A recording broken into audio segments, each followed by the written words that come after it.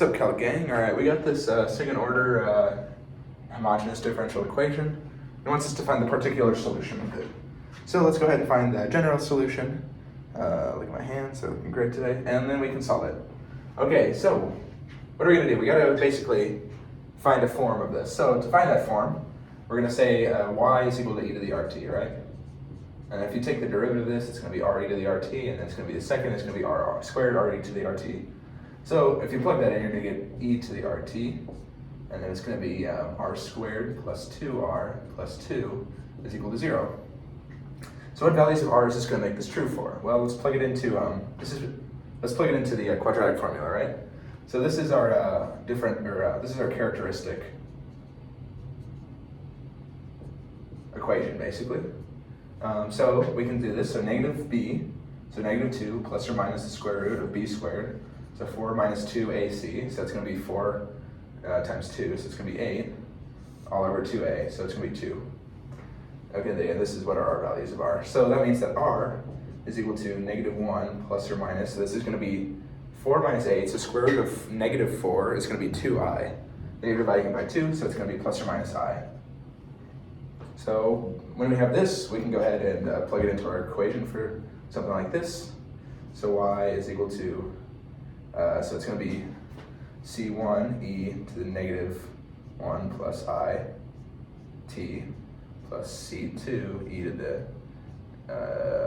negative 1 minus I t. All right, let me get my chair for this. All right, so we can go ahead and continue solving. I just sparked myself like 50 times today. I'm not even kidding. I don't know if you can even like hear it or whatever, but. Okay, so then we can basically factor out this t. So y is equal to, so that e, so it's gonna be e to the negative 1, right? So it's gonna be e to the negative t. But then they're both gonna be e to the negative t. So you can bring that out because if you're adding something in an exponent, it's like e to the t times e to the it.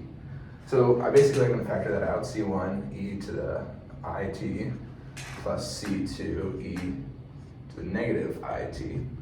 So this form right here, this is gonna be equal to another thing. So you're just gonna have to memorize this. So it's gonna be c1 cosine of whatever is here, so just 1 of t, plus c2 sine of whatever's there, so t. Okay, so this is our general equation, right? So we have our general equation, we need to find our particular solution to this. So let's do that.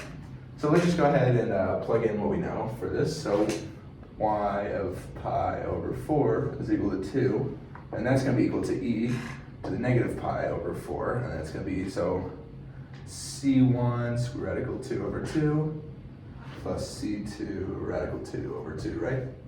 That's just plugging in pi over 4 to each of that. So if we multiply both sides by this, square root of 2, or if we divide it, excuse me, it's going to be, what's going to happen here? It's going to be 2 radical 2 on this side, right?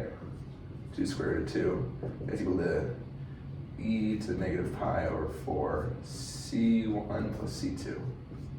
Okay, so we're gonna have this thing here, and I guess you can move that over. So we're at square root of 2, or 2 square root of 2 e to the negative pi over, or it's gonna be positive because you're dividing, is equal to c1 plus c2.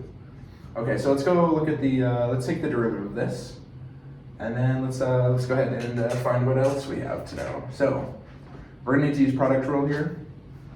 So y prime is equal to, so it's going to be negative e to the negative t, and then all of this is going to stay the same.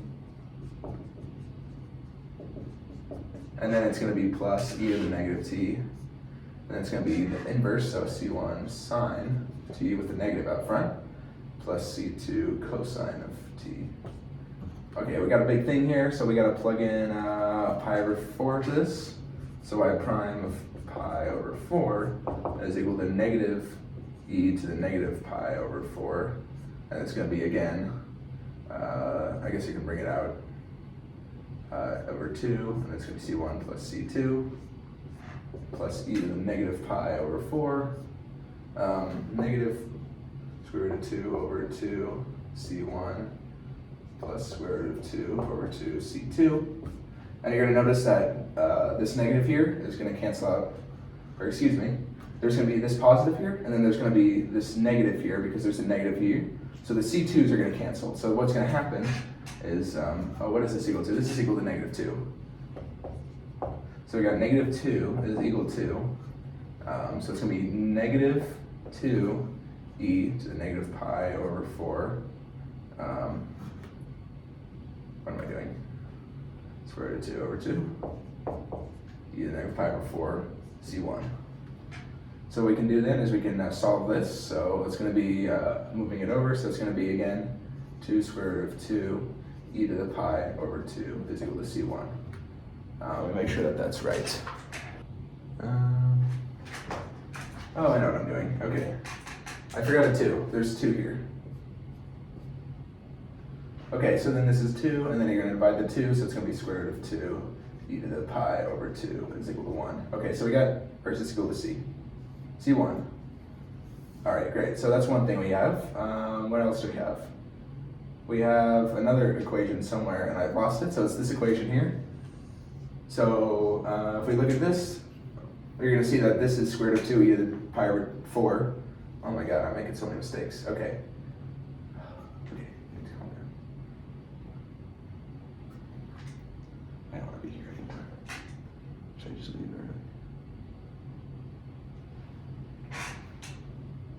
early? Okay, ignore all the pi over 2s. I accidentally said that instead of pi over 4, but this is pi over 4. So we're going to basically put c1 into this equation, and you're going to notice it's 2 square root of 2 e to the pi over 4, and c1 is equal to square root of 2 e to the pi over 4, so you're going to subtract it, and you're going to get c2 is equal to square root of 2 e to the pi over 4. Okay, so we can basically just plug these back into our equation that we got. Seriously, I've sparked myself again. I don't know what's going on today. I don't know. It's strange. Okay, so plug these in. Why did I totally erased my equation. Wow, okay, I remember what it was though. So y of t is equal to e to the negative t. I erased the equation because I'm dumb, but it was there. You can like read around the video, I guess.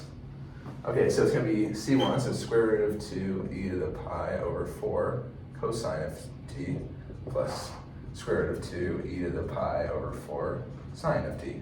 And that's your equation right there. So I guess you can bring that out if you like and make it simpler. I sparked myself again. I don't know what's going on. I'm electric man today.